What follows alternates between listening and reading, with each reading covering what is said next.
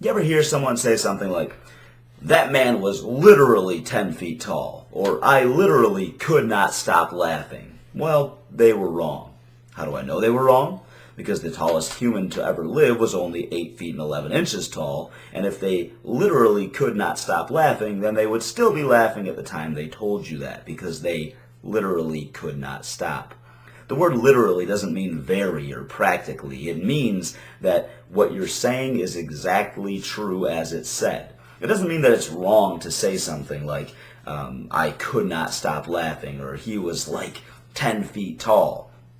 In fact, if we only said exactly what we meant all the time, then our speech would be a lot more limited and boring, and it wouldn't be as fun to talk or to read and to communicate things in the way that we feel things. In order to communicate things the way we feel them, we use things like exaggeration through what's called figurative language. So just be careful that when you say the word literally, you mean literally. If language is literal, it's exactly as it says. So if you say there are literally 200 people outside the store, then there need to actually be 200 people out there.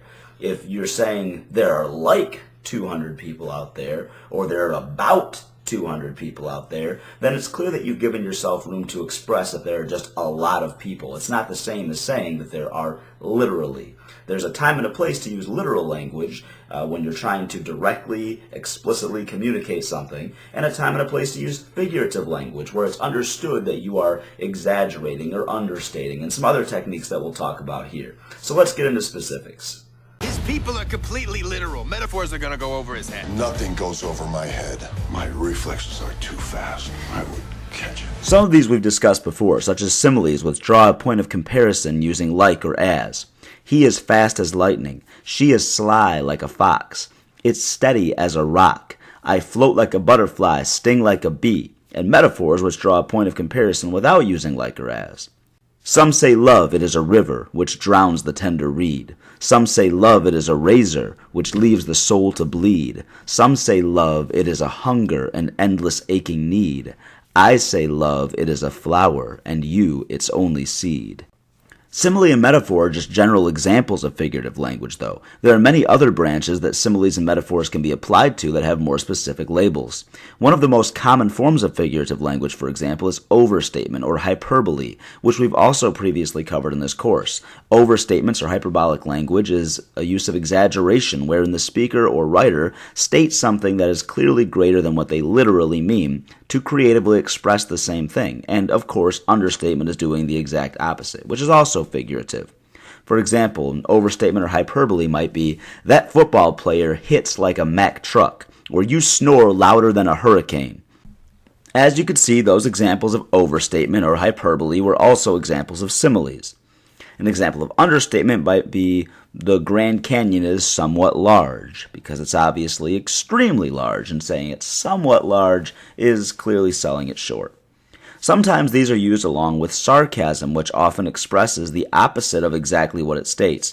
This requires paying attention to the tone and content, making it less obvious in written form than when spoken. And when you can tell that it's there in written form, then it shows you the tone that the author is taking. Examples include, I just love working long hours for minimum wage. It looks like you beat me in another game. I'm so happy for you. Oh, I can't wait to do chores all weekend. That'll be much more fun than seeing my friends. No, I didn't cut myself shaving. I'm just wearing this Band-Aid as a fashion statement. Personification is a form of figurative language which describes human characteristics to non-human things. Doing so allows us to relate descriptions of behavior or appearance to ourselves as we are people.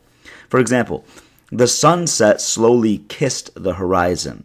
The bed embraced her eagerly at the end of a long workday.